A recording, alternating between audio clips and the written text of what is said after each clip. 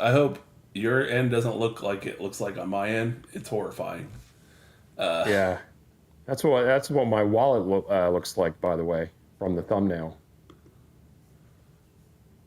I think it's just like literally the graphics or something on my end are I don't messed know. up. But this is the Garner Welcome. Old Show. No, no inside info, no contacts, no problem. My name is Ryan of Big Poppy East, and that is Vincent at VC Knoll. How's it going, Vince? It's going pretty well. I'm going to shout out our buddy Captain John Black, Captain Black's Fishing in Panama City Beach, Florida. He's been sponsoring the studios here for well over a year, maybe close to 2 years, right? And he'll do you right. You need some offshore fishing in the Gulf. I mean, it'll be 175 degrees on the boat, but you'll have a good time. You'll catch a lot of fish. Give our buddy Captain John Black a call. And John, thank you so much for sponsoring the show. Absolutely. And guys, if you haven't already, hit like, hit subscribe, all that fun stuff because Hmm. Because it looks like Ryan is experiencing all the technical problems now. Uh, Hit like and subscribe because that helps the show out and it helps us get to more of the masses that are out there. And the masses are growing right now because we're getting closer and closer to the season. Um, with fall camp starting, and we're hearing all the stuff about fall camp and the scrimmage that happened the other night. Some good stuff that came out of that. And then the team is actually over in Jacksonville right now. They had a practice day in Jacksonville. They'll be here again tomorrow. Uh, Ryan's texting me right now, giving me a WTF. I'm going to run the show here while he tries to get back in.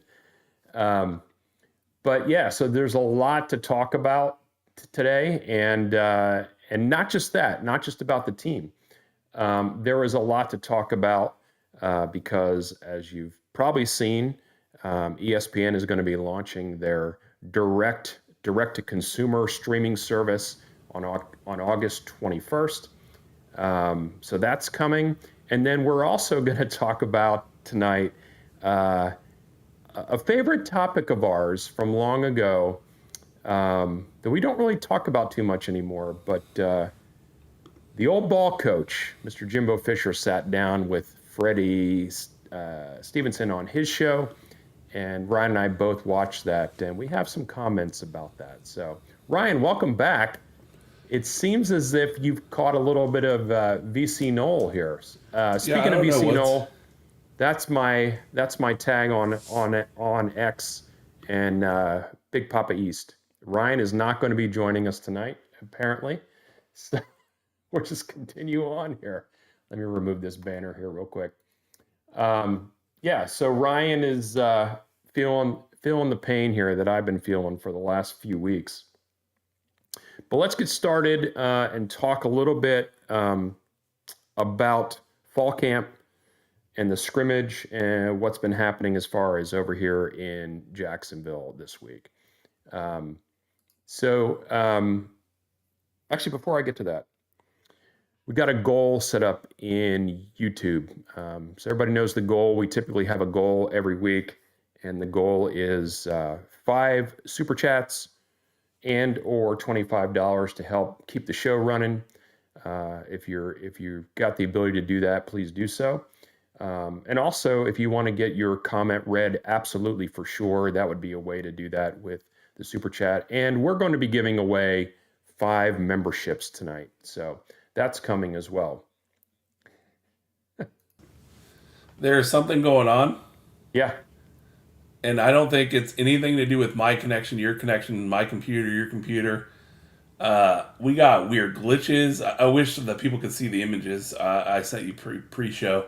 yeah. Right now, I know the YouTube audience, it looks normal, but for me, I can't even see myself right now. So this is going to be I can see the top of my head. Hey, listen, I think aren't you running the beta for Mac? Yes, but I have been for 2 months. Oh, okay. So that's definitely not what it is, but But anyway, I let everybody know what's going on with the show tonight. Let them know about the goal we've got for tonight. And I let them know also about the fact that we're going to be giving away some memberships at some point this evening. So I like them. I figure we'll start with fall camp and the scrimmage. What do you think? Yeah, that sounds good. I have a lot of thoughts. I was the most pessimistic of the group, Vince. Just a few months ago, as far as what this season could be. I then, right around the ACC media days, the mood started to turn for me. I started to become a little bit more excited, kind of seeing some things I liked. It's really when I mentioned when you get to know the players and you start hearing them, and it sounds much better and much different than the players we heard from a year ago. I'm just saying, Yeah. If I were to create a team, create a player, like a la college football 26 in my third season, there's a certain kind of player, a certain kind of vibe that you like your players to have. And you don't always get that in college football. Sometimes you get a team that, even if they're wildly successful, it's not your type of team. Yeah. A perfect example of this, Vince. Well, Ryan, we've talked about this. Like, there have been teams that Florida State has had that have been really successful, but you just never really connected with them, right? They didn't have a joy about them or whatever it is. And I think for fans, a lot of the times it's because we expect them to have maybe the enthusiasm that we as fans have, right? Yeah. I'll give you an example, Vince. The best example I can give is I prefer the 2015 freshman season Florida State team over the 2014 Florida State team. And you would say that doesn't make any sense at all. Yeah. But the frustration I had with what the talent was versus what I saw, and they had to come from behind, and you could tell it was like we'll be fine, we'll get through this, and it was like a super it'd be like every day if I managed a team coming in and they were like gave half effort every single day, but then we got it done, I'd still be mad. Whereas the 2015 team, wildly not even close to as talented, right? But man, every game you felt like at least the players, even if they were problem childs or there was they were a lot of times like DeAndre was dying on some of the throws, getting destroyed as he let go passes, and so those kind of teams to me were just more likable, and that's why we all love the 2013 team, which we'll get into some of the things we heard from Jimbo Fisher. Yeah. But coming into this year, it reminded me, and I told you this, Vince, a couple times. It reminded me of the 2022 Florida State team. Yeah, Ryan. Part of the thing though for you is that, and for all of us, is that we don't know any of these guys. Yeah. And so it was really hard to know whether we like them or not. But now that we've heard some things, we've seen some things, we've heard some interviews, we're starting to get an idea on maybe the type of personality that this team is going to have. And the personalities I'm seeing remind me of the personalities in the 22 team, where no one went into the 22 season saying we're going to compete for a national championship this year. Right. But each and every game we're like, hey, look at that. We beat LSU. Wow, that was great. Then we lose a couple frustrating games at home. And you're like, well, that sucks. But then they win you right back the next week because of the effort that they're showing on the field. Right. And by the end of the season, it's a 9-win regular season. Nothing in Florida State standards in history, nothing to, rah-rah about, but infinitely likable team. The 2022 team, for me, Vince, was more likable than some of the more successful Florida State teams that had better records from a technicality. So going back to getting to know the players, I could listen to Deuce Robinson talk all day. Absolutely.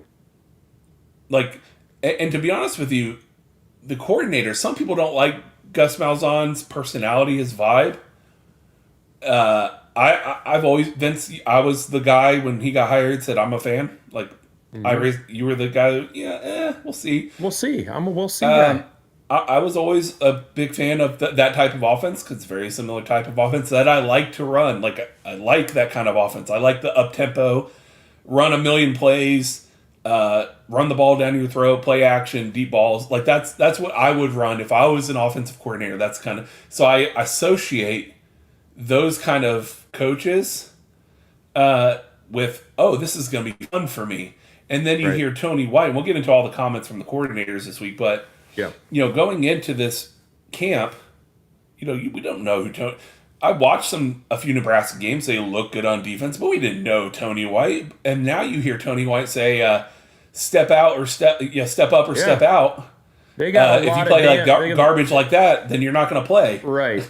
They all have stuff to damn prove, right? Yeah. All of them. So We haven't Yeah, heard I that from a think- defensive coordinator here since Mickey Andrews. and you would trade the D word maybe for some different words. Yeah. But yeah, as far as Gus is concerned, and with the offense, and I think when he was hired, a lot of people maybe that didn't, because Florida State hasn't really run anything like that, at least in my lifetime. Really ever, no. Yeah. Right. So for a Florida State fan to look at that, I think the first thing they think of, this is going to be some kind of gimmicky nonsense. But the what is it the what was Willie's Taggart's offense, the Gulf Coast offense, something like that. Yeah. But in reality, the majority of teams in the college game, let me put it this way.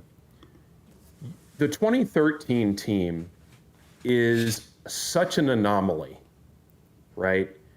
And I think maybe it kind of made it even more difficult for Florida State fans to accept something other than, how many plays per game did they run? Like 53 plays a game or something ridiculous? We would still win by 40. And still win by 35 points. Yeah. That is an anomaly. That kind of stuff, I wouldn't say never happens because it did happen, but I would say that it's, the chances are slim. Sure. So that being said, like the thing that we're about to witness, that offense is going to be what the majority of the college world has been enjoying and getting used to for decades. Yeah, and getting back to some of the players. God, man, I have seen more that I like just from the clips that they've showed, the small snippets of clips, because, man, last year, the clips that we saw, we didn't see a ton, but, the same kind of stuff. We described events as we played a whole lot of, on defense, we'll let you fall into us. We'll catch you, and we'll fall down together. We're gonna catch some tackles, yeah. And on offense, it was a whole lot of either, hey, broken wide open and hit him, great throw over the shoulder. But man, that Deuce Robinson catch, that's some Peter Warwick national championship type catch. The arm going through his hands. Yeah, the body contortion, all that. We haven't seen that since, like, Keon Coleman.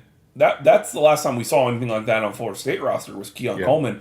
Now, could that have just been a really good play on a really good day? Sure.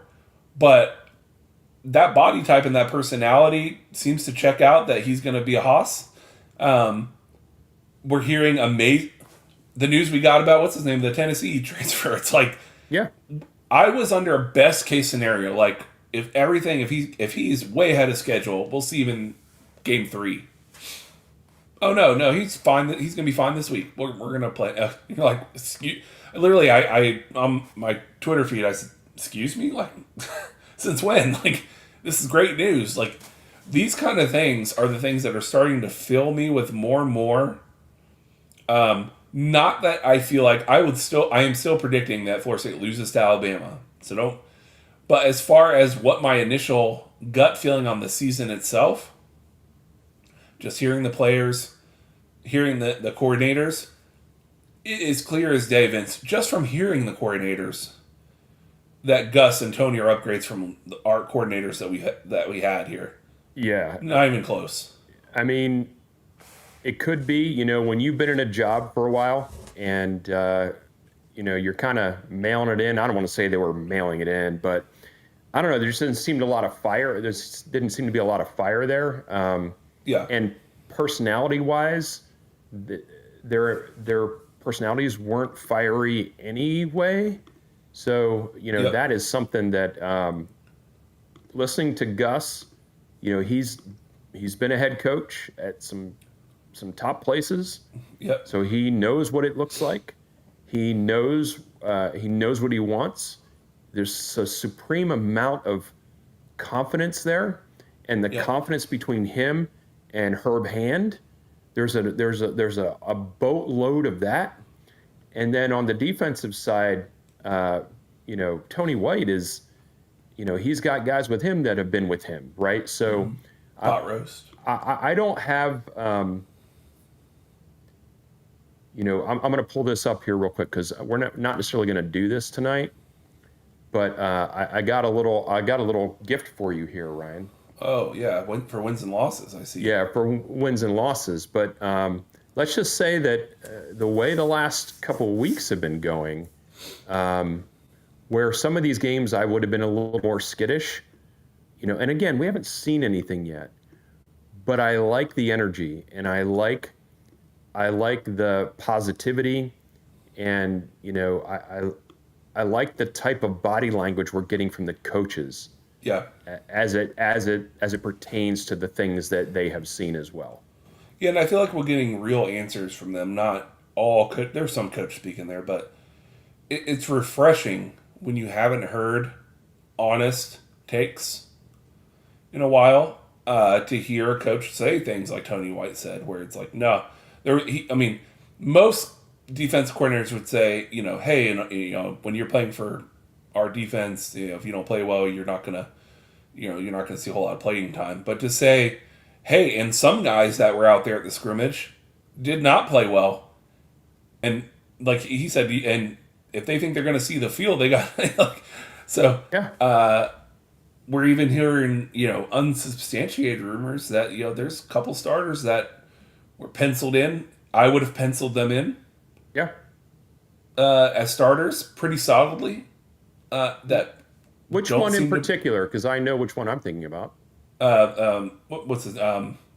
Played terrible last year. Always did the, Shaheem Brown. Yeah, Shaheem. So Shaheem last year, and by the way, the year I've actually in the past, not last year, was a big Shaheem Brown fan. I think you were too. Oh, I'm still a fan. I'm still a fan. Yeah, play good.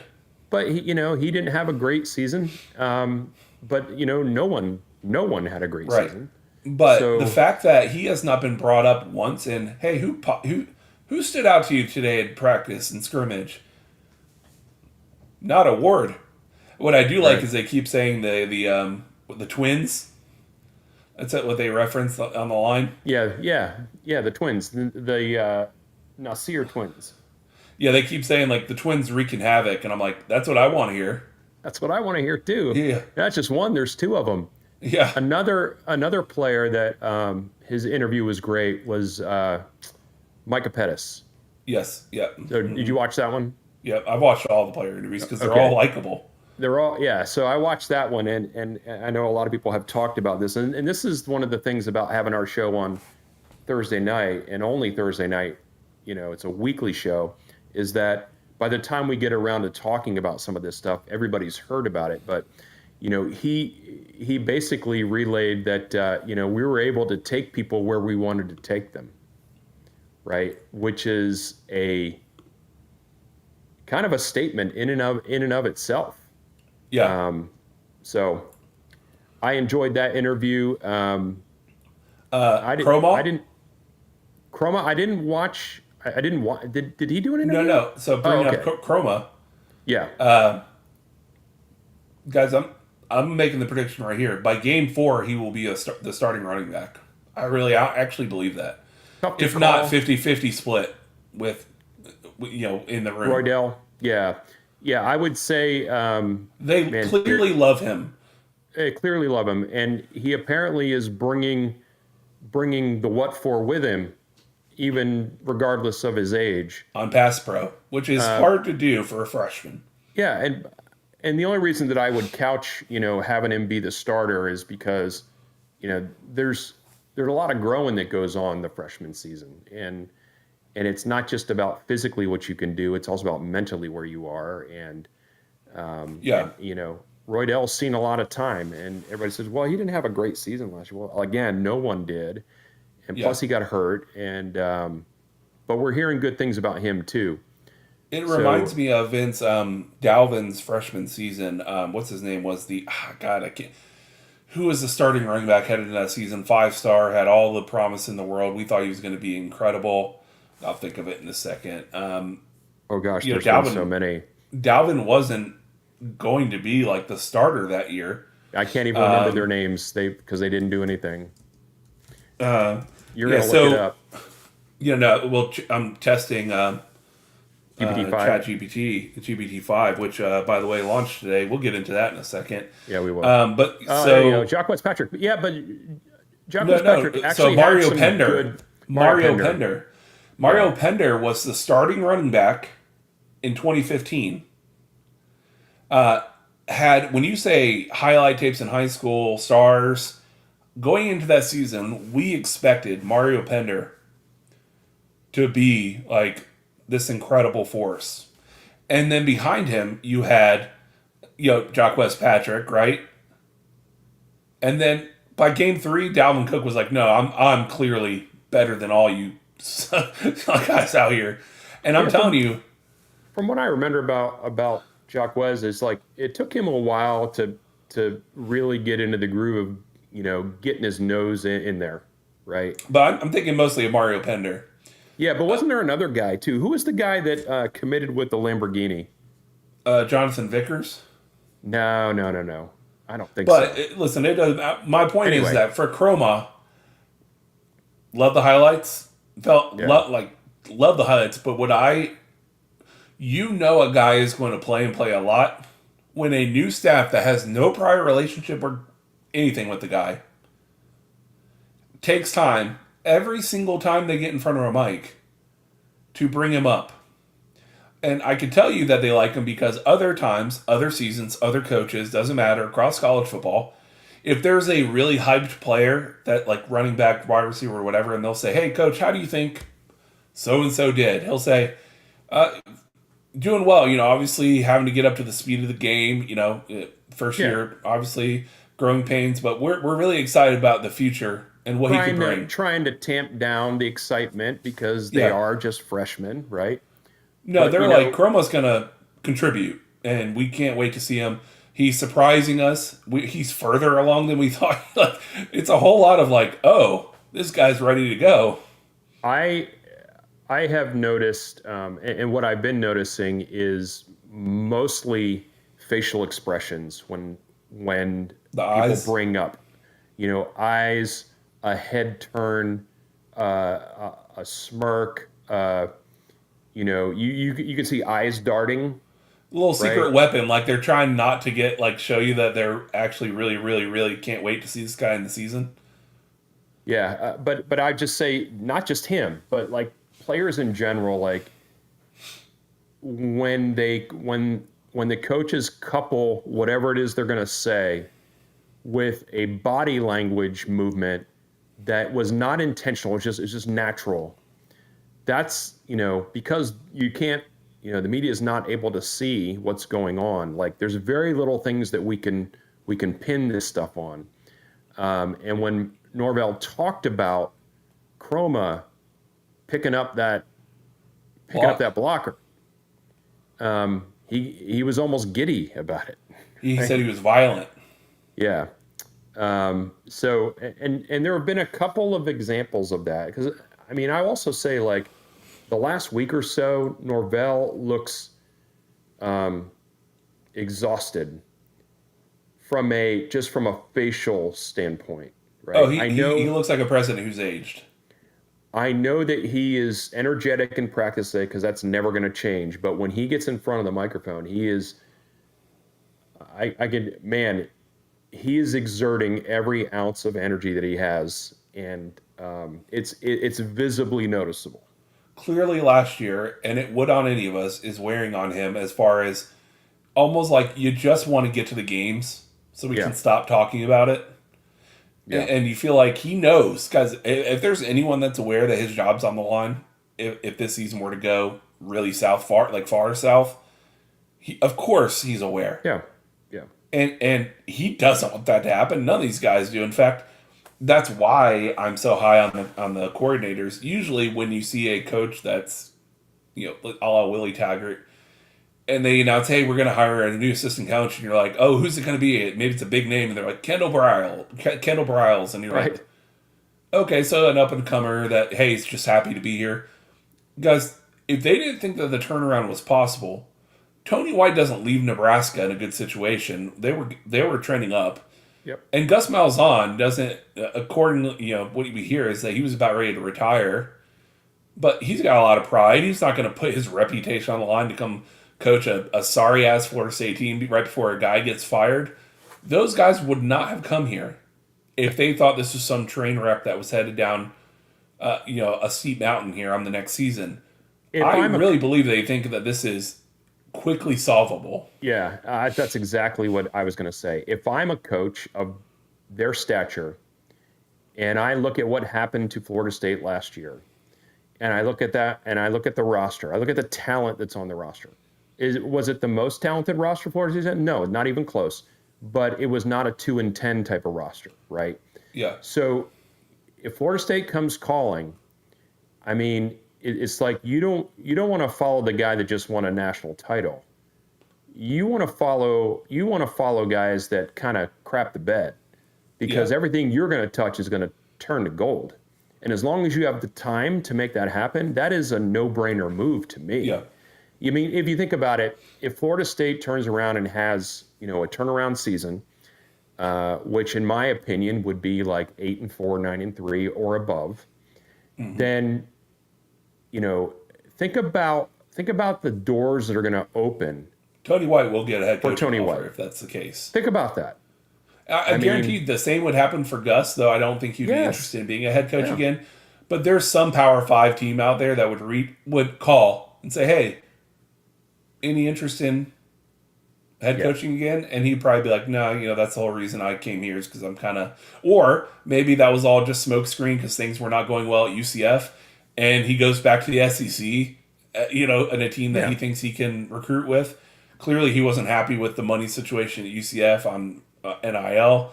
I think that has a lot more to do with him coming to Florida State than him just wanting to be a coordinator again. Oh, yeah. I mean, if things were clicking at UCF, you wouldn't leave. Yeah, exactly. Right? But to tie a bow on like practice in general and scrimmage in general, I think we're trending up.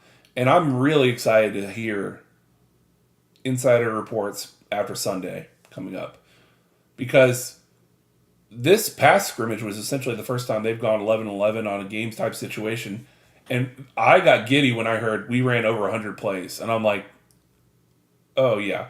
So, guys, I'm here to tell you, when Gus says we're going to run fast, you go fast, and a lot of people roll their eyes like, oh, we heard that before. We heard it from Willie Taggart when he came here. And in reality, Willie Taggart would go fast if there was a successful play and he wanted to take advantage of something. But we were averaging, 70-something plays under Willie Taggart. It wasn't like going fast. It was, we were going mildly quick. Yeah. I really believe that this is going to be a, Texas Tech, go no huddle 70% of the time, not even looking to the sidelines.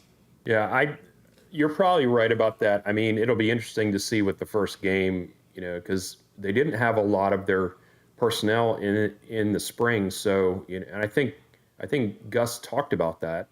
Yeah. Where this is really the install has to be very basic for Alabama. Yes. The first time, they've had everybody, and so it is like drinking from the fire hose. We talk about that a lot. Drinking from the fire hose is you don't have a lot of time to learn as much as you need to learn because the test is coming August 30th. But I'll say, to wrap my part up, is that I feel like from what I've heard from the coaches, and the type of body language that I'm seeing from the coaches is that they're not like, it's all business, right? And there is nothing, whatever happened last year, they are hell-bent to make sure it doesn't happen that way again. Are they going to lose some games? Yes, they're going to lose some games this year. But the product we're going to see, they're coupling that tenacity with some positive things that they're talking about. Yeah. Right. And I don't know that, it's been a while since I've had that kind of combination from the staff, which is, Tony White, everyone's got everybody's got something to prove. But, we're seeing, these are the positive things we're seeing. So I'm looking forward to that. Let's do some shout outs, Ryan. We got Jerry Astienza. We will only have an educated guess as to the potential of this team. All questions will be answered at Doak on August 30th. I would say all questions will not be answered. I would say we will know a lot more than we know today, but I really believe that the playbook, the install for Alabama, because of the compressed timeline, because they haven't practiced as a whole unit until literally in the last week and a half, that you're going to see a simplified game plan. Mm-hmm. And I don't know that you'll really get a feel of the entirety of the Gus Malzahn offense or the Tony White defense till 3 games in, when you have a chance to get your feet under you. So if we beat Alabama, you already know me, Vince. I'm going to come in, saying, "Hey, man, could we win the ACC the next day?" If we lose, I'll be like, that was the most likely outcome. Hopefully, in the losing effort, we showed signs that we are better and invested and play hard and physical. And if that's the case, I'll come in saying, we're going to win the next 2 games, and off to the races. Let's see how we do. Yeah, I'd say all answers. Yeah, exactly. All answers will not be known, but there'll be an understanding of where we are and what's possible, I think, after that first game. So, if Cody you get Johnson, smoked, if you get smoked in that first game, we're going to know we're further away than we thought. Sure. Tell you boys what, I'm thinking the Noles are going to make some noise. I agree with you, Cody, on that. I'm excited as well. Thank you for joining the show. Sam8911SK. Love the new cornerback number 19. Yes, agreed. And I'm going to get to some of your earlier comments as we get into the ESPN talk here in a minute. And Cody Johnson also wants to know about what we think about the Jimbo Fisher thing. We're going to get to that too, about him, quote unquote, he didn't want to leave.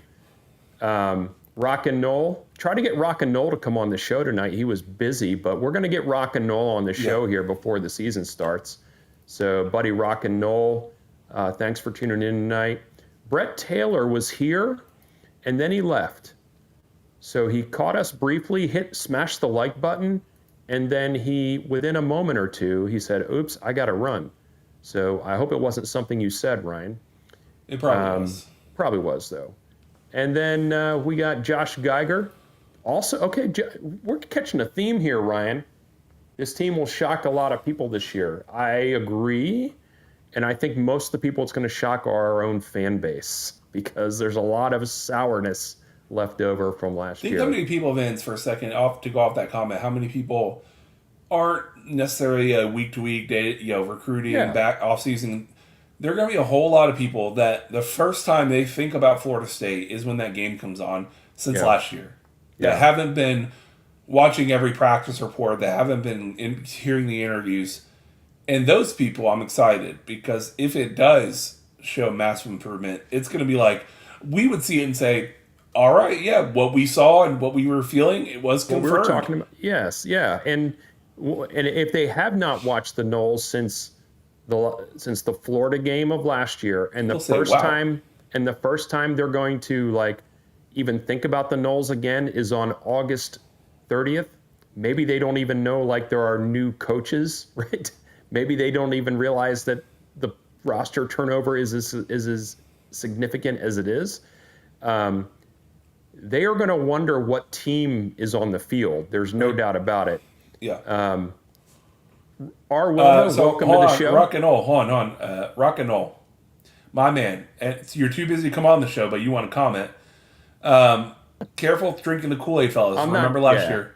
So hold on, Vince. Hmm. Do you remember what my record prediction was last year?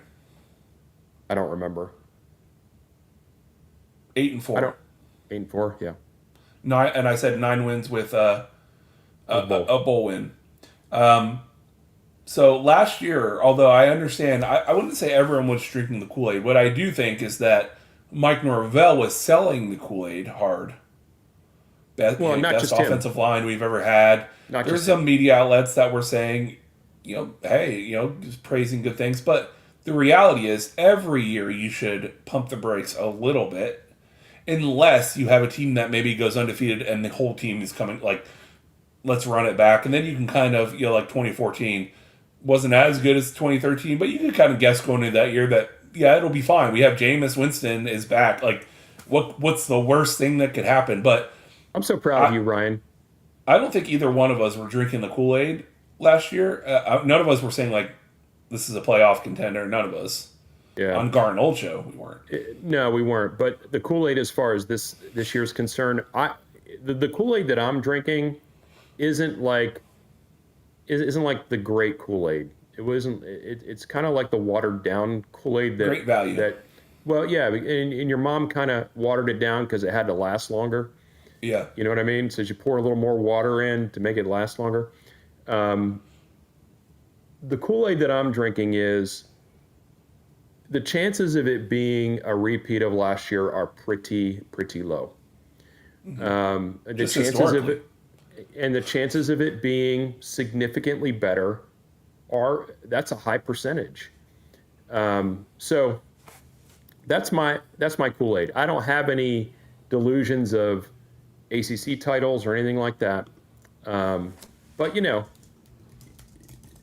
it's something that we're going to have to look out for.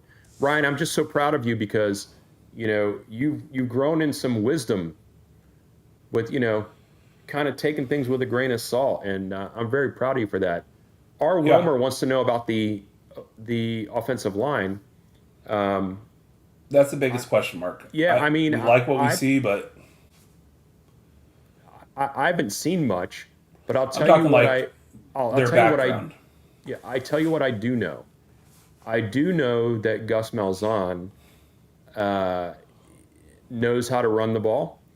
And I do know that the offensive line coach that we have understands how to run the ball. And I also understand that the people we have are the people that they wanted. So, and they have a lot of experience. So I'm pretty sure the running game is going to be noticeably better this year. Yes. How about that? It can't get worse. It can't get worse. Let's switch to ESPN for a second. Yes, let's switch to ESPN for a second, for more than a second, actually. And while we're doing that, folks, don't forget, we're doing a goal tonight of 5 super chats or $25 to keep the lights on. If you have the means and you want to support the show, hop on over to YouTube and give us a hand. Or you can Venmo us. That's down there on the bottom of the screen as well. Everyone knows my usual saying is hashtag screw ESPN eternally ever since the snub. But time has passed. But you are gonna sign up for this. Yeah. Time has passed. 2 and 10 happened. Bygones be bygones. This was, in my opinion, and I think I'm going to have a lot of disagreement with this in the chat and a lot of agreeers with this in the chat. I think it's going to be a very divided issue. I think in the last 7 days was the single greatest thing that ESPN has managed to pull off, coup de grace-wise, in a long, long time. And I'll explain why. Better than getting Alabama in the championship or Texas in the championship instead of us? Than setting up the AACC network. Even better than that. Even better than snubbing Florida State out of the title? Yeah. So, ESPN, of course, like every year, everyone gets their cable package. The last couple of years, I've gotten YouTube TV, right? You get this. You add the sports add-on, the $9.99 sports add-on on YouTube TV to get all the ESPN, including other news and 2 and 3 and this and that and the other, right? And as a sports fan, I'm not just a college football fan. I like the NFL too. I always, every year, my favorite thing as a millennial, not Vince's favorite kind of broadcast, but always pay for Red Zone through NFL Network because that's my ideal way to watch NFL football. Is just show me like who's winning. I want to be in the know. How did everything go? Because I play some fantasy, right? This week, ESPN bought Red Zone. They announced the date for their direct-to-consumer model, which will allow me, who already has Disney Plus and Hulu, the bundle, for 1 year, no additional charge, add their direct-consumer ESPN model, which gives you not only, guys, if you weren't familiar, all the ESPN channels, but also their ABC streaming games. Right. Which is, if Florida State's on primetime, they're usually playing ESPN on ABC. So that's the first year. Next year, of course, they already said like it's going to be like $44 a month for the no ads Hulu, Disney Plus with ESPN. Still a bargain compared to I was already paying for Disney Plus and Hulu, and then paying $100 a month for YouTube TV before. So we get that. We get Red Zone, right? Which I'm sure will be a small like add-on, probably like a $4.99 thing that you add on to your already existing package. And then, out of nowhere, they're like, oh, and every main WWE pay-per-view, if you're a wrestling fan, the big ones, WrestleMania, SummerSlam, we acquired the rights to those too. Yep. Clearly, guys, ESPN saw the writing on the wall that broadcast traditional cable packages as they were bleeding subscribers off of cable. They knew we got to pivot. Yeah. And last year, the last 2 years, the only profitable division has been like their streaming, non-Disney Plus streaming. So now they're taking that and they're saying we need all the live content we could possibly get our hands on. Live sports content, because it's the only thing that people watch live anymore. No one watches TV shows live. No one watches movies live, like when they first come out. Everything's on demand. So they said, we're going to bring it all in-house. And I'm here for it. I'll be the first one to automatically move my plan up to get the ESPN package. I think it's a win for consumers because the only other option before was to sign up for cable in some form or fashion. What do you think, Vince? What I'm going to do, Ryan, is I'm going to take all the subscription services that I have, and I'm gonna feed that all into GPT-5, and I'm going to tell it how much money I'm spending on each one of them. Mm-hmm. And I'm going to tell it to, hey, buddy, I need you to consolidate this down to the best possible, most economical way for me to navigate these new waters, because it's so confusing it's obvious the ESPN side, right? But like I also have DirecTV Stream. Yeah. Right? And I've had that. I was early adopter. I got the deal way back when. And we have talked about this.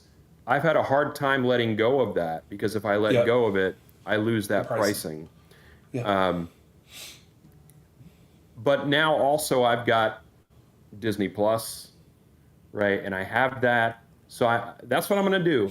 I'm not going to do the work. I'm going to let my AI buddy do the work. Tell you if it's a better idea for you to get this package over what absolutely, you already have. Yeah. And just feed it all in there and say, give me the best bang for the buck. This is what I want. And I'm pretty confident it's going to, give me the right information so I can make a choice. I've been looking to cut subscriptions, and I think we're all like this, right? What are the subscriptions that I have that I'm paying every month that I don't really need?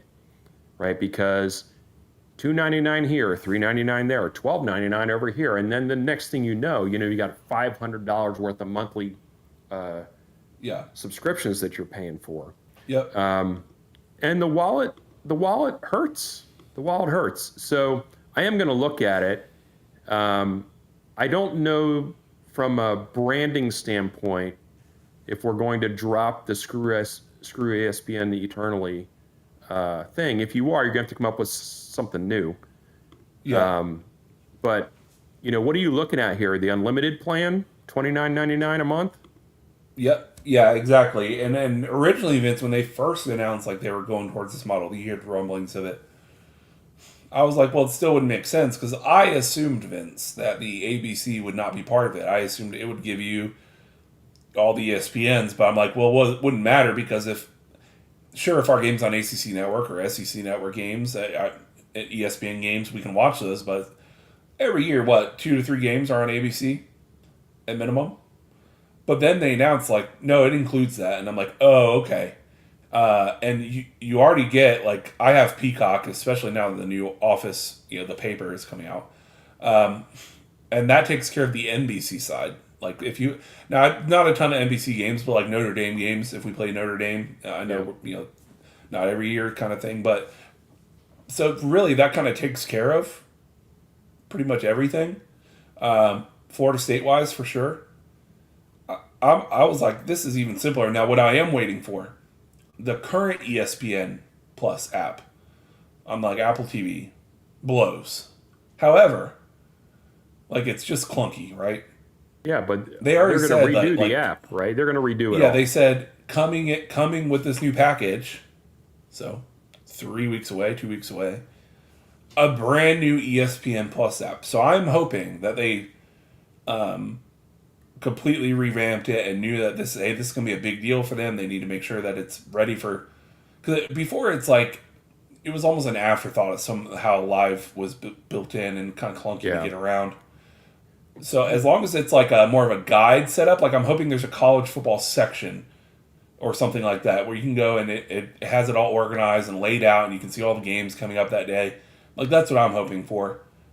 But I'm excited because it simplifies the setup. Like I already have ESPN Plus because I use it for, I want to read some of the in articles and all that kind of stuff, but it's included in, by the way, anyone who had the Hulu Disney Plus ESPN Plus bundle gets moved up with no pricing change for the first year. So it's like, it's just, I just get it, which is nice for a year. That was really... you know who's not excited about this, Ryan? Who? R. Wilmer. R. Wilmer, if they put Ryan Clark or Stephen A. on Red Zone, I am out. Agreed. Call me old. You should call me old. I cannot deal with Stephen A. And I cannot deal with... Who's the guy with College Game Day? Oh, yeah, Kirk Herbstreit. No. The guy, the obnoxious guy. No, the obnoxious guy. I don't know who you're talking about. No, the guy, I can't remember his name now. Oh, yeah. Pat McAfee. Oh, Pat McAfee, yeah. I don't need any of that. I don't need any of that nonsense. Well, they already confirmed the host of Red Zone is moving over. Like, he's already coming along for the... So don't worry about that, R. Wilmer. Same host of Red Zone. They've already signed him up. Yeah. So he's good to go. It's part of the deal. Because people love... I forget the guy's name, but people love that guy. R. Wilmer. I'm going to Buffalo Wild Wing or some other sports bar, so I don't have to sign up to Amazon, Hulu, Paramount, Peacock, ESPN, whatever Fox wants to be watched, the NFL providers. I would pay... I'm going to hate on you in one thing, R. Wilmer. I'm just going to hate on... Not that you would go somewhere, but Buffalo Wild Wings, man, there's a lot... You can do a lot better than that, man. Buffalo Wild Wings was like the place in like 2011. I used to love Now when I go in there, I might not even have someone ask if I want to sit down somewhere. I walk in, I'm just like, does anyone work here anymore? Buffalo Wild Wings not a sponsor, so we can kind of say whatever we want. But I haven't been to a Buffalo Wild Wings in quite a long time. That is for sure. There's one last thing on the ESPN deal. Yeah, hold on. Go ahead. I'm going to pull it was something hinted else by up here. Multiple accounts that not this year, but in the future, they're going to kind of copy and paste Red Zone for the college football game. Now, they used to have this. It used to be called Goal Line. Yeah, I remember this. Yeah, ESPN Goal did. Line. it was terrible compared to Red Zone. So clearly they know that, like, oh, these Red Zone, they're bringing the whole crew over, the same setup for Red Zone. They have it figured out on how to do this right. And so I would just call it goal line again. But I have been dying, Vince, for this in the college football game, because sometimes if Florida State is not playing that day, or they are and they play later in the day, and there's 3 or 4 games on that I'm invested in, and I like, oh man, this is a good game of college football. I don't like playing the whole, like, bring up the channel guide, clip back, bring up the channel guide, go back to the other one. Like, You multi-view it. And you can, but then everything's small. My eyes aren't great. I think the red zone setup for college football would be excellent. Red zone is the truth. Maybe it's the millennial and below in me. I don't watch NFL Red Zone, but I get it from a college standpoint. I think I would enjoy it. Yeah, it would just be simple, like, oh, hey, they're inside the 20. Let's go over to this game. And I hate 4-way splitting the TV. The most I ever do that is if I stand up like Michael Scott in front of my TV, I can do it. But if I'm sitting on the couch, the 4-way ain't getting done. These eyes can't see that. No, the 4-box thing is actually pretty good because you can just click through and pop the one open you want to watch and then go back. I'm going to pull this back up here. Sam8911SK, looks like a good deal for me. I hate regular TV and wish only to pay for sports. Yep. $30 versus $80+ for YouTube TV. Now, see, there are some other regular TV things that I like, so I'm going to have to figure that out. But yeah, again, trying to bring the wallet back, trying to resuscitate the wallet. Breeze in Georgia. Good evening, fellas. Good evening, Breeze. Welcome to the show. Easy, breezy, beautiful. Breeze, Georgia. We're going to speed around the next topic. When are you moving, Ryan? Oh, that's a slow burn. So, yeah. Slow burn? I'm leaving tomorrow to go to Georgia. I'm off work for the next, 5 days. We got to clean out Grandma's house. We got to clean up the property. We're going to be doing, I didn't mean to get all personal on you. I just want to painting, Georgia, wallpaper pulling down, cleaning. It's going to be a 5 days of hell. And I have a small cold that I've had for the last 2 days. Lucky you. It's so funny. This is the second time it's happened this year, Vince, where I'm like, oh man, I can't wait to listen to Cameron, and I'm sick for the first time, and then he comes on the air and says I'm sick, and I'm like, yeah, maybe we're synced up in some way. But hey, let me before we get to that topic, let me get these memberships out here. So if you're not watching on YouTube, go over to YouTube. I'll give you 30 seconds to get over there. We're going to give away 5 memberships to the show. We have been negligent recently in terms of doing a members-only show, but that is on the docket. But you'll have access to all the old ones as well. And you'll also have access to the custom emojis that are here for people that are members. So let's see here. Yeah, so I'm going to give 5 memberships away. Where are they? Here they are. So you got to be in YouTube to get it. Let me make sure I'm not in YouTube so I don't get one. That happened to me one time and people called me out for it, and I want to do that again. One more moment, people. Almost there. Crash out of YouTube. There we go. We're sending 5 right now. It's luck of the draw. If you're here and you get it, congratulations. I can't pinpoint specific people to get it. So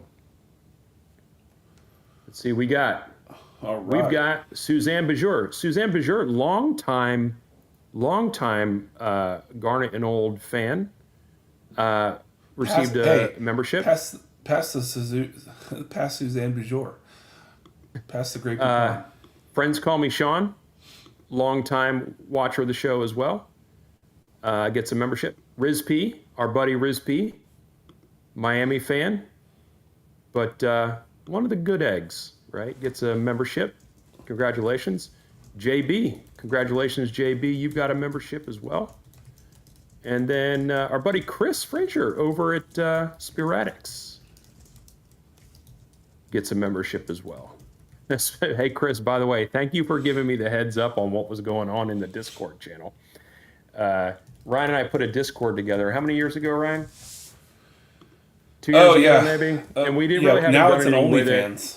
it. Yeah, we haven't really done anything with it. We should, but we just haven't gotten around to it. But apparently, someone has there's a squatter in the Discord that wanted to make sure that we understood where the OnlyFans account was. So we got rid of that person. All good. Last topic. This won't be a huge one. Jimbo Fisher. I texted Vince today. I know you were pretty busy today, Vince, but I have the day off today because I was just getting stuff ready to go to Georgia tomorrow.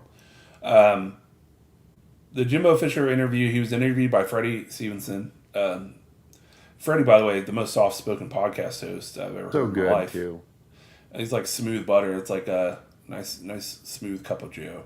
All I saw was the headline at first of like Jimbo says, it's the hardest thing he ever had to do. And at first I rolled my eyes, probably like a lot of people did. But I said, you know what? I'm sure there's some fun anecdotes or some, like I always said in there. And there was a lot of, like I always said, in the talk. But I would say if you listen to it, if you're one of those people who saw the quotes that where he said, the hardest thing I ever had to do was leave FSU. I didn't want to. And you rolled your eyes. I would say go get the entirety of the conversation. Listen, because context matters to me. And when you listen to the whole thing, it's effusively praising almost everything FSU for most of the talk. Specifically, I did appreciate the clarity on him saying there was never a rift between him and Bowden. They were always talking. They would hang out together in secret. They meet up in secret without telling anyone like it was happening. And he's still friends with the Bowdens and still talks to Terry and all them.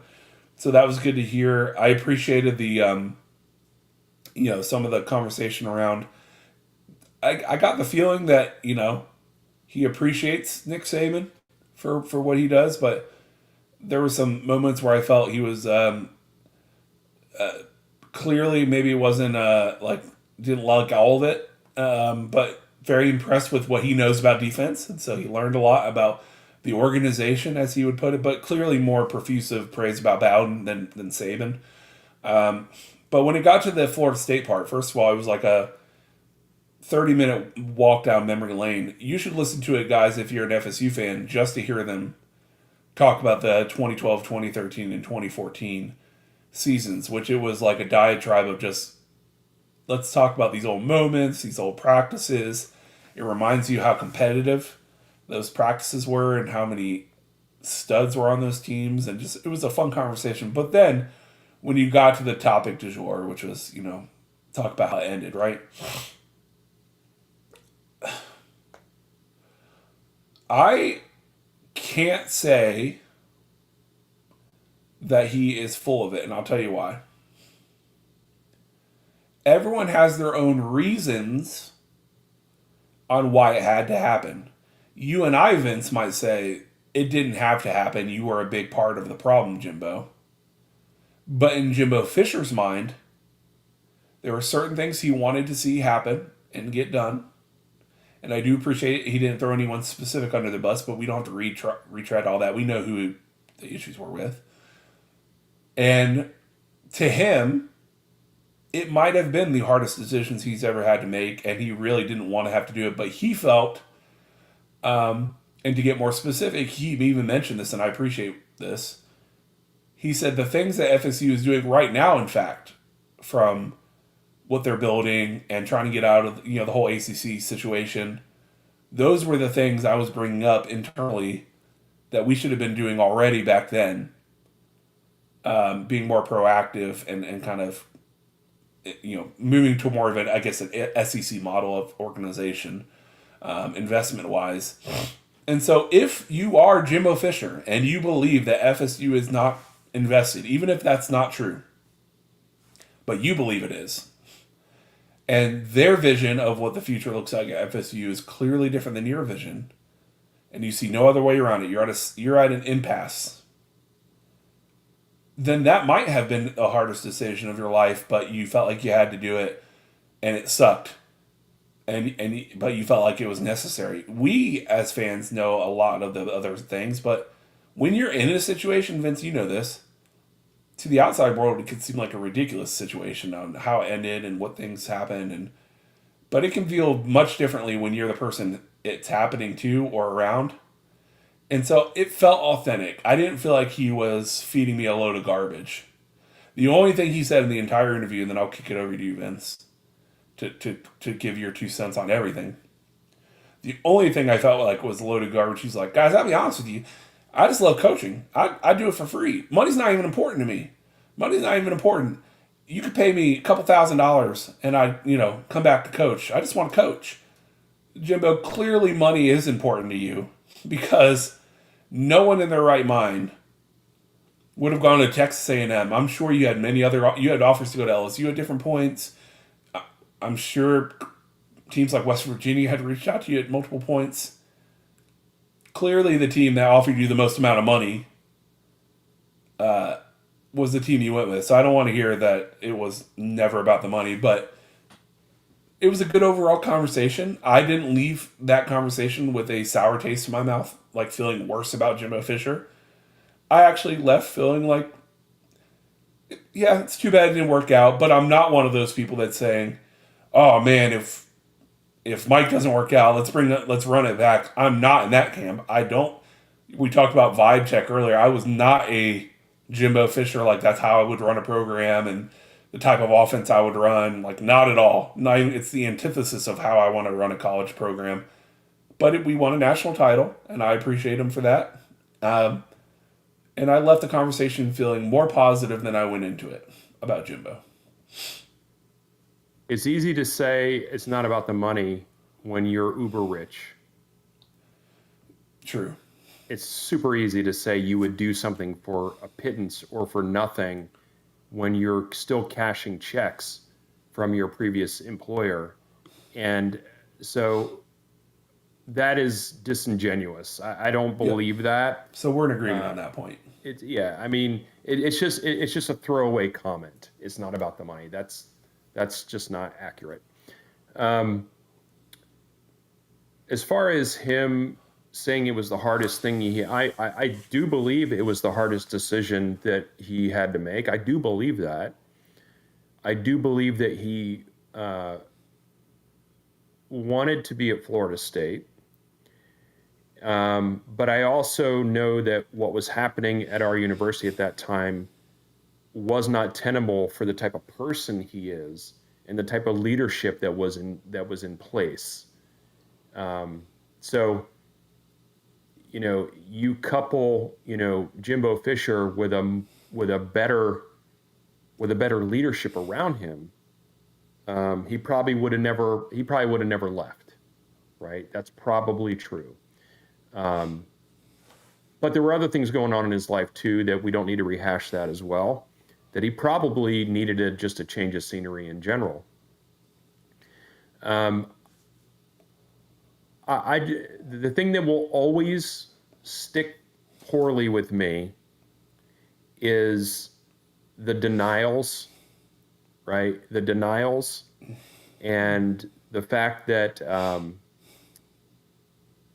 that he basically stopped doing his job for long periods of time while this was all going on. The denial, every coach does that when they're asked about it. Every coach.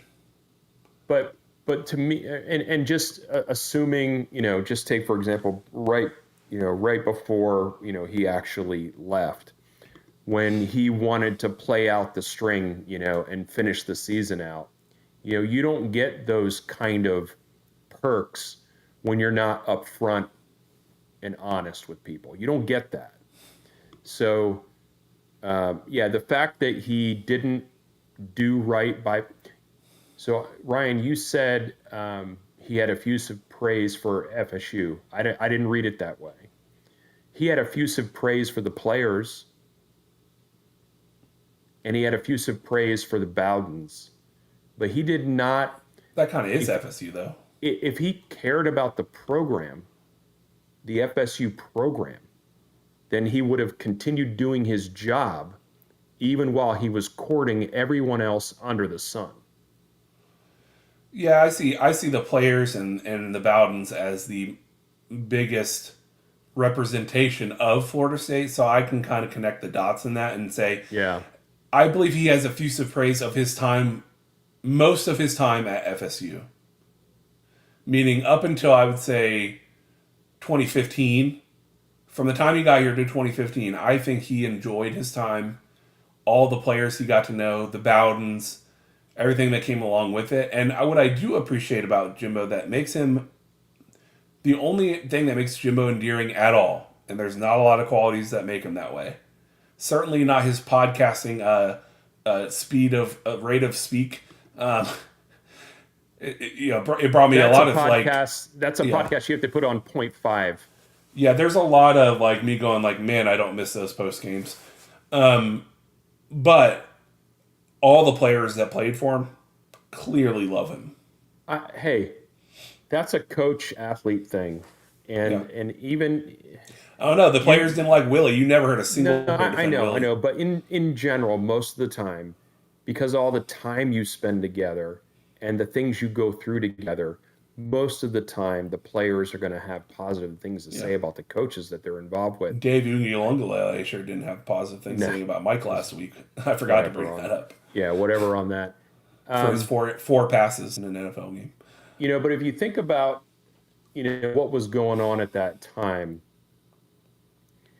Jimbo clamoring for, facilities, and wanting more resources. We can look at that now. Actually, I looked at it at the time and I was like, yeah, he's right.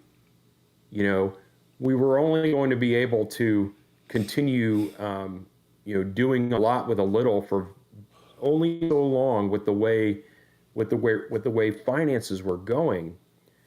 Unfortunately, Florida State stuck in the conference that we're in. And at the time, we did not have visionary leadership. Not at all. In charge of the athletic. We just did not. They thought the ACC was awesome back then. Now, you partner Jimbo with a good leadership. Maybe that would have been. He would have done well with today's athletic director. Right now, if you took our current leadership structure and then put Jimbo Fisher instead of Mike Norvell, match made in heaven. Over investment. Maybe. I think it would have been a match, but you never know. Jimbo's personality, the way he rubs people the wrong way, it's like, and I don't know him, but from everything that I've gathered and what I've heard is, unless you can do something for him, he doesn't really give you the time of day. Always the things that I've heard about him, and that may be totally wrong. But, you heard in that interview, and that interview was great, by the way. One of the things when he talked about Jameis is totally the opposite of what I just said about Jimbo. Yeah. Jameis, what he said about Jameis was, Jameis knew everybody. He knew the janitor. He knew the nutritionist. He knew everyone from the newest walk-on to the biggest star. And he's still that way in the NFL. And he treated everyone the exact same way. That, I don't think Jimbo is that way. But again, like I said, I don't really know him. But I did enjoy the interview, and I enjoyed the trip down the memory lane. And I enjoyed hearing him talk about the 2013 team, the 2014 team, and the 2012 team, the way we talk about it. Yeah. Right? Which is the 2013 team does not get the respect that it warrants. And the 2014 team, was sometimes asleep at the wheel, right, until it was time. And the 2012 team, there's an interesting thing he said about the 2012 team. You should go to watch it just for this comment. about the 2012 team. He said in the podcast, and I'm not going to tell you because I want you to go watch it. Why'd you say it? Oh, no, I'm sorry. I thought you were talking to me. You were talking to the people. No. I was like, I watched it, Vince. There was no, this is for everyone else. If you haven't watched it, go watch it. There's a particular person that if they were on the 2012 team, he believes that team would have won a title. Without him dismissing them at the beginning of the year. And he said he hated to do it, but he had to. Yeah. Well, I just ruined the surprise. So, yeah, it's great. You did. But you didn't understand what I was getting at. So. Yeah, I thought you were talking to me. Like, you should go watch it. I'm like, Vince, I'm the one who told you about it. G5, is my favorite, like one of my favorite FSU players of all the time. And I do appreciate that before he even got into that, he spoke highly like, hey, Greg Reed, oh, man, what a player. One of the best. And I mean, clearly loved the guy. I think that probably killed him more than almost anything else that in his tenure here. One other thing, and it's the last thing I'll say about Jimbo. He wants to coach again, Daniel Gorby. He does. Yeah, I think, by the way, no, not at all. In fact, I think that's why he made the comment about it's not about the money, because I feel like there might be some teams out there that hey, let's not even give him a call because he's going to want like what A&M was paying him. I think he wanted to let the world know that he's open and available, and it's not really about the highest paycheck. I believe that Jimbo Fisher in the next 2 years will be coaching in a Power 5 team. Agreed. I think the Big 12 is a good home for him. I think he would do very well in the Big 12. I would go to the Big 12. Yeah, now, and West Virginia. I hate this idea. But I'm telling you right now, if Mike Norvell crapped the bed this year and got fired, there would be people in our very sphere, not just fans, but media members in our sphere, that would lobby to try to have Jimbo be considered. It would not be a 0%. I would not want that to happen, but I would not rule it out as an impossibility. I would never say it would never happen. It's impossible. It's not going to happen, because we've seen it happen at other schools. Well, if the Florida State job comes open again, there's going to be quite the search, and you are going to uncover every stone, and he's going to be one of the stones that you flip over. You are going to do that. Now, there would be a lot of things that would have to get healed. The fan base, I think, would welcome him back with open arms. Not all of them. I think a large majority have. It's like whenever someone, Vince, here's the I'm thing, this way at your company, Vince. Time heals all wounds. You usually look better upon people the more time that's passed. You remember the good times. You do remember the good times, but you also have to remember the reasons why things didn't work out, and he was a major part of that. And it's tough to change spots. And it didn't work out in A&M, where he had every resource that he ever dreamed of. But he could still recruit. And we would like that. Now, one last thing I'll say, it's the final thing of the night. We've already gone long. I appreciate everyone sticking with us. Fun conversation. The last thing that surprised me about the conversation, and I texted you about it, is he was asked. Now, he didn't want to like definitively give the answer, but he was like, who is the most talented, gifted, like, athlete like that you ever coached? And I was thinking he would say, now he did talk earlier about Jamarcus Russell, and I mean Jamarcus in LSU, man, he was a beast. I remember watching him being like, good Lord, this man is huge. But I honestly thought he would say, a bunch of different players. He said Derwin James. Yes, he did. And what's funny is we look at the season with Derwin James as like, what a lost opportunity, because we barely used him for what he's known in the NFL for, is just rushing the passer and wreaking havoc in the backfield, and Jimbo was having him out here play coverage. But Derwin James, he said, is the best pure athlete that he ever coached. Yeah, it was interesting, he ran through a lot of players, and it was fun to listen to all that, and it's definitely worth your time. So if you've not, and a rare interview, because he doesn't talk a bunch. If you've not checked that out, go check out Freddie Stevenson's YouTube channel. It just posted today or yesterday, I can't remember, but Yeah, it It's was definitely live worth your today. time. I was watching it live, like when he went live. Definitely worth your time. Yeah. Good conversation. 3 weeks away from football. We'll start getting into, like, let's talk about the season next week because we'll have the final scrimmage. We'll have a lot to talk about next week. So, guys, share with your friends, like and subscribe, all the good things. Football season's upon us. Screw ESPN eternally, though, still, even though I'm going to sign up for their service. And Thank you, Captain John Black, as well. always no inside info, no contacts, no problem. And send Chiefs all the damn time. If you missed last week's show, we had the directors of the Chiefs on last week. So that'd be worth your time as well. So go check that out.